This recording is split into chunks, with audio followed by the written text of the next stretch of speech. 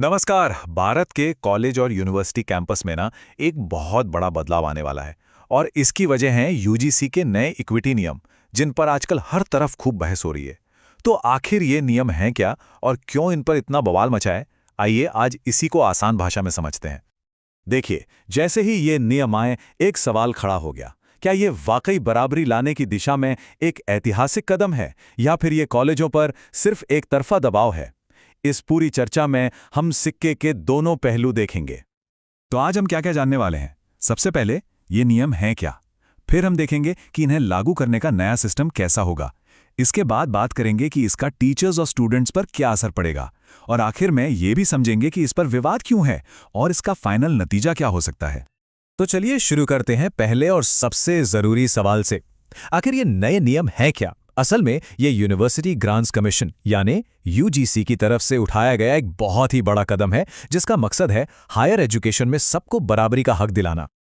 इन नियमों का मकसद बिल्कुल साफ है कि कैंपस में किसी भी स्टूडेंट या स्टाफ के साथ उसकी जाति, धर्म, जेंडर या किसी भी पहचान की वजह से कोई भेदभाव ना हो। मतलब एक ऐसा माहौल बनाना जहां सब सुरक्षित महसूस करें। और हाँ, यूजीसी इस बार कोई मजाक के मूड में नहीं है। अगर कोई भी कॉलेज या यूनिवर्सिटी इन नियमों को मानने में आनाकानी करता है, तो उसके खिलाफ बहुत सख्त एक्शन हो सकता है। यहां तक कि उसकी मान्यता भी खतरे में पड़ सकती है। तो ये सिर्फ सलाह नहीं, बल्कि एक सख्त आदेश है। अच्छा, नियम तो बन गए, पर सवाल यह है कि इन्हें जमीन पर लागू कैसे किया जाएगा। इसके लिए एक पूरा नया ढांचा तैयार किया जा रहा है, जिसका एक ही लक्ष्य है, हर कैंपस को पहले से ज्यादा सुरक्षित बनाना।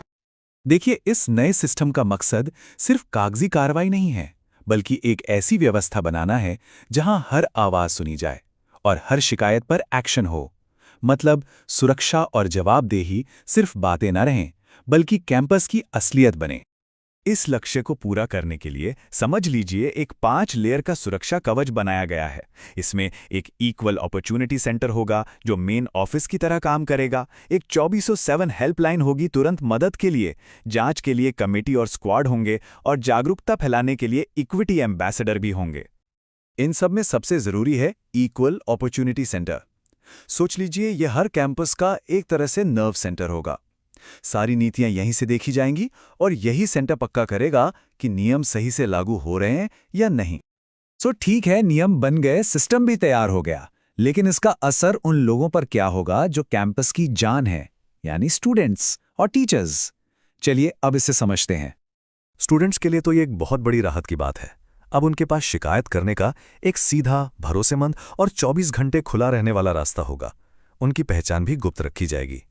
ये उन स्टूडेंट्स को हिम्मत देगा जो अब तक चुपचाप सब कुछ सह लेते थे। वही जब हम टीचर्स की तरफ देखते हैं, तो कहानी थोड़ी अलग हो जाती है। एक तरफ तो अच्छा है, उन्हें भी एक सेफ माहौल मिलेगा, पर दूसरी तरफ कुछ टीचर्स को यह भी डर है कि इससे उन पर कागजी काम का बोझ बढ़ जाएगा और कहीं झूठे आरोपों के लिए इन नियमों का गलत इस्तेमाल ना होने लगे। और बस यहीं से शुरू होता है असली विवाद। देखिए, नियमों के मकसद से लगभग सभी सहमत हैं। कौन नहीं चाहेगा कि कैंपस में बराबरी हो, लेकिन उन्हें लागू करने के तरीकों पर गंभीर सवाल उठाए जा रहे हैं। जो लोग इसका विरोध कर रहे हैं, उनका सीधा सा तर्क है कि कानून अच्छा है पर संतुलित होना चाहिए। इतना सख्त भी नहीं कि इसका गलत इस्तेमाल होने लगे और किसी बेगुनाह को परेशानी हो।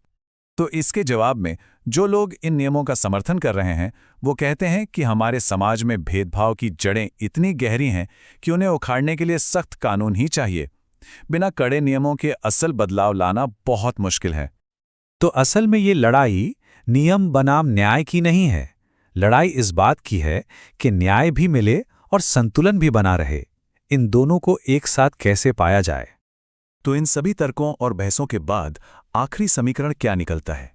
इन नियमों का भविष्य क्या हो सकता है? चलिए इसे समझने की कोशिश करते हैं। देखिए, तस्वीर बिल्कुल साफ है। अगर इन नियमों को सही नियत से सही तरीके से लागू किया गया तो कैंपस में भेदभाव कम होगा और सुरक्षा बढ़ेगी। लेकिन अगर इन्हें गलत तरीके से लागू किया गया तो इन्हीं नियमों का दुरुपयोग हो सकता है और एक डर का माहौल बन सकता है। तो सबसे बड़ी बात यही है, ये नियम कागज पर तो बहुत अच्छे दिखते हैं, इनकी असली परीक्षा तो जमीन पर होगी। ये सफल होंगे या असफल, ये पूरी तरह इस बात पर निर्भर करेगा कि इन्हें कितनी ईमानदारी और संतुलन के साथ लागू किया जाता है। तो आखिरी सवाल यही उठता है कि वो कौन सी एक चीज है जो तय करेगी कि ये बदलाव अच्छा होगा या बुरा। शायद इसका जवाब सिर्फ नियमों में नहीं, बल्कि उन लोगों की नीयत में छुपा है जो इन नियमों को लागू करने वाले हैं।